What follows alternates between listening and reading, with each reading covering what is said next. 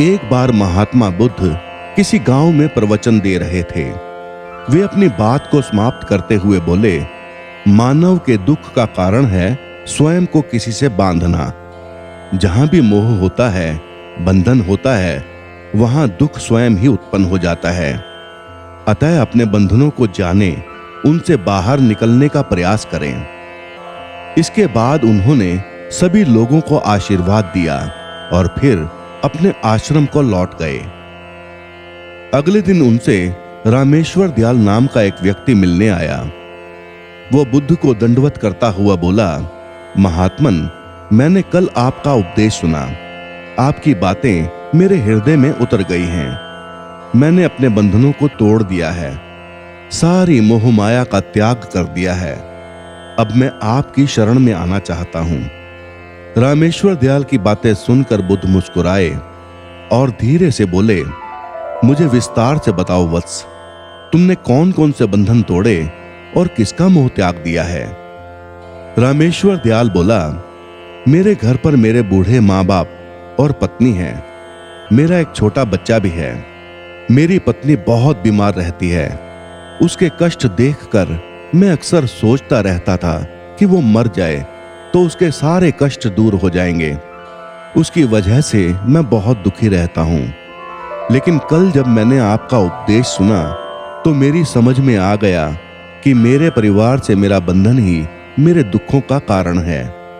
यदि मैं इसके चक्कर में पड़ा रहूंगा तो कभी सत्य को नहीं जान सकूंगा। इसलिए मैं अपने घर को त्याग कर आपके पास आया हूं।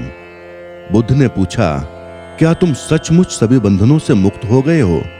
देख लो, कहीं तुम्हारे बंधन तुम्हारे पीछे तो नहीं रह गए। रामेश्वर दयाल बोला, नहीं प्रभु, मैं अपने जीवन की सारी चीजों को पीछे छोड़ आया हूं और अब आगे बढ़ना चाहता हूं। बुद्ध ने कहा, यदि ऐसी बात है तो फिर ठीक है। आज तुम यहीं आश्रम में रुको। कल मैं तुम्हें बताऊंगा कि तुम्हें क्या करना है। बुद्ध ने अपने एक शिष्य की ओर इशारा किया। शिष्य ने उसे आश्रम के अतिथि कक्ष में पहुंचा दिया। रामेश्वर दयाल उत्सुकता पूर्वक आश्रम की गतिविधियां देखता रहा। उन्हें देखकर वो बहुत प्रसन्न हुआ और अपने सौभाग्य पर इतराता रहा। अगले दिन बुद्ध ने उस व्यक्ति को एक कार्य सौंपते हुए कहा, तुम्हें पूर्व की दिशा में जाना है। वहां पर तुम्हें एक गांव मिलेगा। गांव के बाहर ही एक साधिका का घर है। वो तुम्हें कोई वस्तु देगी, उसे लेकर तुम मेरे पास वापस चले आना। रामेश्वर दयाल ने बुद्ध को प्रणाम किया और पूर्व दिशा की ओर चल पड़ा। गर्मी का मौसम था। कुछ ही देर में वो पसीने से तरबतर हो गया।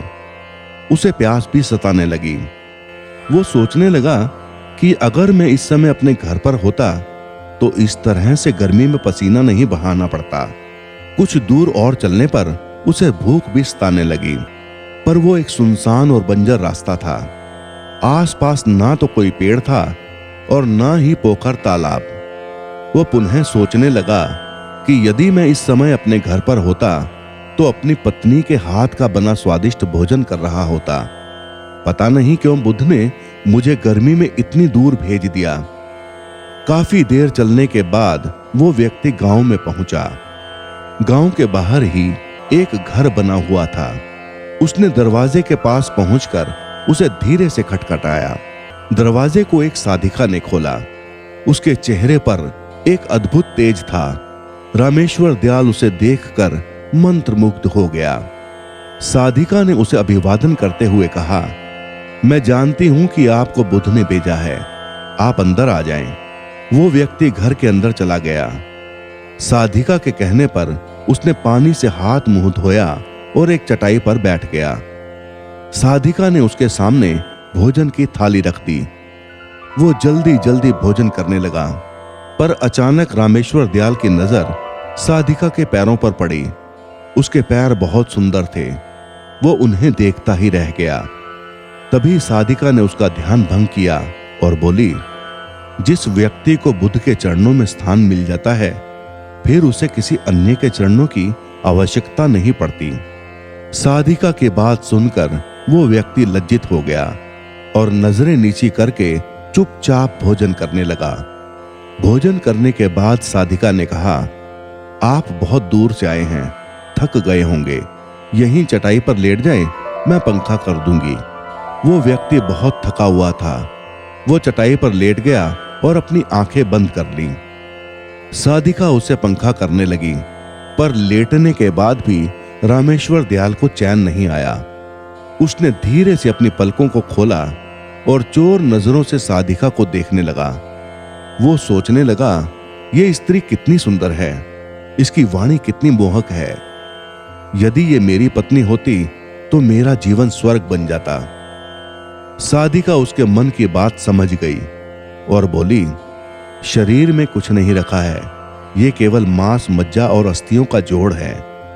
जो व्यक्ति इसके आकर्षण से मुक्त हो जाता है वही सत्य को प्राप्त कर पाता है। ये सुनकर रामेश्वर दयाल घबरा गया। वो चटाई से उठ बैठा और बोला, अब मुझे बुद्ध के पास जाना चाहिए। कृपया आप मुझे वो सामान दे दें जिसके लिए बुद्ध ने कहा था। साधिका ने मुस्कुराकर जवाब दिया, बुद्ध ने आपको जिस काम के लिए भेजा था वो पूर्ण हो चुका है। साधिका की ये बात रामेश्वर दयाल को समझ में नहीं आई। वो दरवाजे की ओर बढ़ चला। दरवाजे के पास पहुंचकर वो एक क्षण के लिए रुका और पलटकर बोला, क्या आप अंतर्यामी हैं? आपने मेरे मन की बातें कैसे समझ ली? वो स्त्री मुस्कुराते हुए बोली, बुद्ध की कृपा से मैं मोह माया से ऊपर उठ चुकी हूं, इसलिए भावनाओं से निर्लिप्त हूं और किसी के चेहरे को देखकर उसके मन में उठने वाले विचारों को समझ लेती हूं। उसकी बातें सुनकर रामेश्वर दयाल एक बार पुनः लज्जित हुआ और सोचने लगा कि जिस स्त्री ने सच्चे मन से मेरा सत्कार किया, मैं उसके बारे में क्या क्या सोचता रहा। उसके बाद वो बुद्ध के आश्रम की ओर लौट पड़ा। आश्रम में पहुंचकर रामेश्वर दयाल बुद्ध के चरणों में गिर पड़ा और बोला, महात्मन, मुझे क्षमा कर दें, मैं बड़ा पापी हूं। उसकी बात सुनकर बुद्ध मुस्कुराए और बोले, मैंने तुम्हें साधिका के पास इसीलिए भेजा था ताकि तुम अपने आप को देख सको। अब मुझे बताओ, क्या तुम सचमुच मोह और बंधन को त्याग चुके हो? वो व्यक्ति कुछ नहीं बोला, बस नजरें नीची किए चुपचाप खड़ा रहा। बुद्ध ने कहा, बाहरी बंधन और मोह को त्यागने से हम बंधन मुक्त नहीं होते। दरअसल बंधन और मोह हमारे भीतर होता है। तुमने परिवार को छोड़ दिया और सोचा कि मैं बंधन मुक्त हो गया, लेकिन जैसे ही तुम्हें अवसर मिला, तुम्हारे भीतर का मोह जाग उठा और इसी वजह से आज तुम अपने आप को पापी समझ रहे हो। मुझे क्षमा कर दे प्रभु। रामेश्वर दयाल ने अपने हाथ जोड़ दिए। फिर वो धीरे से बोला, आप सही कह रहे हैं, मैं केवल अपनी पत्नी से पीछा छुड़ाना चाहता था। वो बहुत बीमार रहती है। 1 वर्ष से हमारे बीच में कोई बातचीत भी नहीं हुई। मैं कुछ ज्यादा कमाता भी नहीं हूं, इसलिए मैं अपने परिवार के दायित्वों का निर्वहन भी ठीक ढंग से नहीं कर पा रहा हूं। शायद इसीलिए मैं अपने परिवार से पीछा छुड़ाना चाहता था, पर अब मैं समझ गया हूं कि मेरा परिवार ही मेरा सत्य है और उसके दायित्वों का निर्वहन ही असली कर्म है। बुद्ध बोले, मैं जो कुछ भी कहता हूं वो अपने अनुभव के आधार पर कहता हूं। लोग मेरी बातों को सुनते तो हैं, पर वे अपने स्वार्थ के अनुसार ही उसका अर्थ ग्रहण करते हैं। इसीलिए मोह, माया, कामना, इच्छा, वासना, क्रोध को लोग बाहर की ओर खोजते हैं, जबकि ये हमारे भीतर ही है। हम दूसरों को देखकर तरह तरह की कामना करने लगते हैं। कामना से इच्छा जन्म लेती है, इच्छा से वासना पैदा होती है और वासना की पूर्ति ना होने पर क्रोध उत्पन्न होता है। ये सब एक दूसरे से जुड़े हुए हैं। क्रोध के लिए हम सदैव एक दूसरे को जिम्मेदार ठहराते हैं, जबकि क्रोध का स्रोत हमारे भीतर ही है। तुम चाहोगे तो क्रोध आएगा, यदि तुम चाहोगे तो क्रोध नहीं आएगा। इसी तरह बंधन बाहर नहीं होते, हमारे मन में होते हैं। हम मन से ही किसी से बंध जाते हैं और मन के कारण ही हम दुख पाते हैं। लेकिन जो व्यक्ति इन बातों की गहराइयों तक पहुंच जाता है, वो दुखों से हमेशा हमेशा के लिए मुक्त हो जाता है। रामेश्वर दयाल ने बुद्ध को प्रणाम किया और माफी मांगता हुआ वहां से चला गया। दोस्तों, उम्मीद करता हूं कि आपको ये कहानी पसंद आई होगी। यदि कहानी पसंद आई हो तो कृपया चैनल को लाइक और सब्सक्राइब अवश्य कर दें। धन्यवाद।